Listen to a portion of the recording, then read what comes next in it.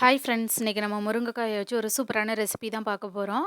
இதை நீங்கள் சப்பாத்தி, தோசை, இட்லி இல்லைனாக்கா சாதத்தோடு சாப்பிட்லாம். அப்படி இல்லைனா சைட் டிஷ்ஷாகவும் வச்சு சாப்பிட்லாம். இதை ஒரு ஆல் இன் ஒன் ரெசிபின்னு கூட சொல்லலாம். எல்லாத்துக்குமே ரொம்ப நல்லாயிருக்கும். நீங்கள் தயிர் சாதத்தோடு வச்சு சாப்பிட்டாலும் ரொம்ப அருமையாக இருக்கும். ரொம்ப டேஸ்டியாகவும் இருக்கும். நீங்களும் ட்ரை பண்ணி பாருங்கள். வாங்க இந்த ரெசிபி எப்படி செய்கிறதுன்னு வீடியோக்குள்ளே போய் பார்க்கலாம்.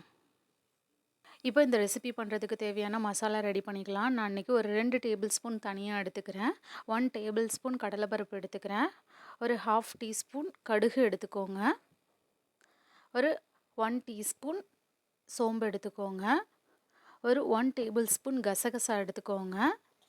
இப்போது ஒரு 4-5 முந்திரி எடுத்துக்கோங்க. கசகசாவும் முந்திரியும் ஆப்ஷனல் தான். இதில் ஏதாவது ஒன்று இருந்தால் சேர்த்துக்கோங்க. இல்லை இது 2மே இல்லைனா கூட பரவாயில்ல. இப்போ இது எல்லாத்தையும் ஒரு முறை நல்லா வதக்கி விட்டுக்கோங்க. இப்போ இது நல்லா வதங்கினதுக்கப்புறம் ஒரு ஒரு 1/2 கப் துருவின தேங்காய் இருக்குது, அதையும் நான் ஆட் பண்ணிக்கிறேன் இப்போது. இப்போ இதையும் ஒன்றா சேர்த்து எல்லாத்தையும் நல்லா வதக்கி விட்டுக்கோங்க. இப்போ எல்லாமே நல்லா வதங்கி ஒரு ஃப்ளேவர் வரும், அது வரைக்கும் நல்லா வதக்கிக்கோங்க.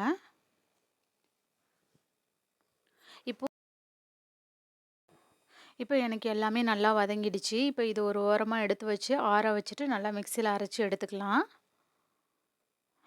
இப்போ நம்ம ஆற வச்சது நல்லா ஆறிடுச்சு. இப்போ இதை அதை மிக்ஸி ஜாருக்கு மாற்றிக்கலாம்.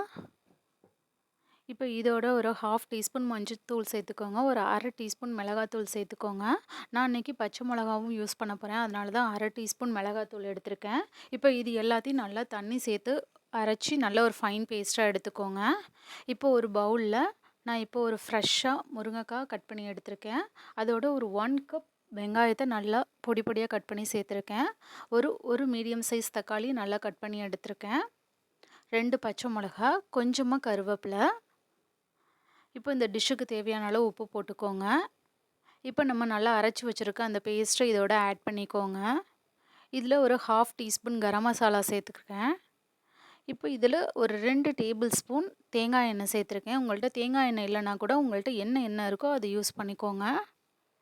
இப்போ இது எல்லாத்தையும் நல்லா மிக்ஸ் பண்ணி விட்டுக்கோங்க. நான் இதில் இஞ்சி பூண்டு பேஸ்ட்டு சேர்க்க மறந்துட்டேன், அதை நான் இப்போ சேர்த்துக்கிறேன். நீங்கள் வெங்காயம் தக்காளி சேர்க்கும் போதே இதை சேர்த்துக்கோங்க. இப்போ இதையும் ஒரு முறை நல்லா கலந்து விட்டுக்கிறேன். இந்த மாதிரி எல்லாத்தையும் நல்லா மசாலாவோட மிக்ஸ் ஆகுற மாதிரி கலந்து விட்டுக்கோங்க. இப்போது ஒரு குக்கரில் கொஞ்சமாக நான் ஆயில் ஊற்றிக்கிறேன். ஒரு 2 டேபிள் ஸ்பூனுக்கு தேங்காய் எண்ணெய் தான் நான் இன்றைக்கி யூஸ் பண்ணுறேன். இப்போ எண்ணெய் சூடானதுக்கப்புறம் இதில் ஒரு 1 டேபிள் ஸ்பூனுக்கு நான் சோம்பு போட்டுக்கிறேன். சோம்பு நல்லா பொரிச்சதுக்கப்புறம் இப்போ நம்ம மிக்ஸ் பண்ணி வச்சுருக்க மசாலாவெல்லாம் இதில் சேர்த்துக்கலாம். இப்போ இந்த எண்ணெயோட ஒரு முறை எல்லாத்தையும் நல்லா சேர்த்துட்டு வதக்கி விட்டுக்கோங்க. இப்போ நம்ம இதில் போட்டிருக்க வெங்காயம் தக்காளி எதுவுமே நம்ம வதக்கலை, அதனால் இப்போ ஒரு முறை நல்லா வதக்கி விட்டுருக்கோங்க. இதில் போட்டிருக்க மசாலா மட்டும்தான் நம்ம ட்ரை ரோஸ்ட் பண்ணிவிட்டு சேர்த்துருக்கோம், அதனால் எல்லாத்தையும் ஒரு முறை நல்லா வதக்கி விட்டுக்கோங்க. நல்லா வதங்கினதுக்கப்புறம் இந்த டிஷ்ஷுக்கு தேவையான அளவு தண்ணி ஊற்றிக்கோங்க. உங்களுக்கு குழம்பா வேணும்னா நல்லா தண்ணி நிறையாவே ஊற்றிக்கோங்க. இல்லை செமி கிரேவியாக வேணுனாக்கா தேவையான அளவு தண்ணி ஊற்றிக்கோங்க. எனக்கு இன்றைக்கி நான் செமி கிரேவியாக தான் எடுக்க போகிறேன். இன்றைக்கி இதை சப்பாத்தியோட தான் சர்வ் பண்ண போகிறேன், அதனால நான் தேவையான அளவு தண்ணி ஊற்றிக்கிட்டேன்.